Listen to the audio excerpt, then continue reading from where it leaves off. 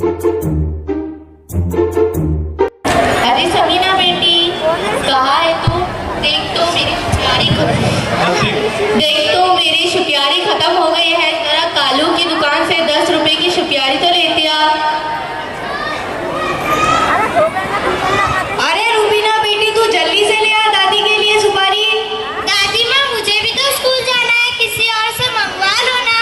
अम्मा अम्मा, मेरी चोटी बांधो ना, मुझे देर हो रही। अरे तहमीना बेटी, जरा कालू की दुकान से 10 रुपए की शुक्यारी तो लेती आ। दादी, मुझे भी तो स्कूल जाना है, प्लीज तुम रूबीना के हाथ से मंगवा दो। अरे बेटी, जरा कालू की दुकान से 10 रुपए की शुक्यारी तो लेती आ। दादी माँ, मुझे भी तो स्कूल जाना है, किसी और से मंगवा लो ना। अरे कमबख्तो, तुम्हारा खाना खराब हो। तुम्हारे बाप ने तुम्हें स्कूल में डालकर जब ज्यादा बिगाड़ दिया है। जब देखो तब स्कूल और पढ़ाई। स्कूल को जरा सी देर हो गई तो कयामत नहीं आ जाएगी। सबीना, तू जरा जाकर अपने अब्बा को तो जगा दे। मैं नहीं जाऊंगी, क्योंकि वो मुझे नींद से जागते ही डांटने लगते हैं। अरे यही पढ़ती है कि स्कूल में अपने ही बाप की बुराई करती है। बेड़ा गर्क हो तेरा। अरे दुल्हन, अब समीना को भी घर पर बिठा लो। उसका दुकान पर जाना बंद कर दिया तो स्कूल जाना भी बंद कर दो। इतनी बड़ी हो गई है, फिर भी तो ये तरीका सलीका नहीं। जिस घर में जाएंगी हमारी नाक कटा कर आएंगी, देखना। अम्मा, मेरी चोटी बांधो ना। अरे तू तो बड़ी टर्री हो गई है, हाथ भर की जुबान हो गई है तेरी। समीना, तुझसे आखिरी बार मेरे इसकी चोटी बांध दे। जिसे देखो मेरे ही पीछे पड़ा है। बाप रे, इतने सारे कपड़े, इतने सारे पहने। मैं नहीं दूंगा, बस कहा कपड़े धोएगा, 20 महीने से ज्यादा नहीं। अरे ओ महारानी, पैसे किस बात के लेती है तू?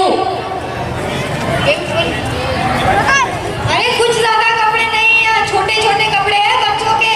तुम्हें दारो जैसा बोलती छोटा कपड़ा है, लेकिन यहाँ तो सबसे बड़ा कपड़ा है, खाने भी बहुत है। टर्री कहेगी, तू भी स्कूल पढ़ी लिखी लगती है। अच्छा, आज तो मैं बोले कि उद्यापासून जास्तीचे कपडे और भांडे नाही। अरे दुल्हन, इस नौकरानी को धोने के वास्ते कल से धुले कपड़े दिया कर। मैं कमलाबाई, कुछ ज्यादा कपड़े, लेकिन हमेशा तो कम ही रहते हैं। अरे कमबख्त गारा, तो यहाँ से हम दूसरी नौकरानी रख लेंगे। बिना अब्बा को जगा और कहना चाय तैयार हो रही है।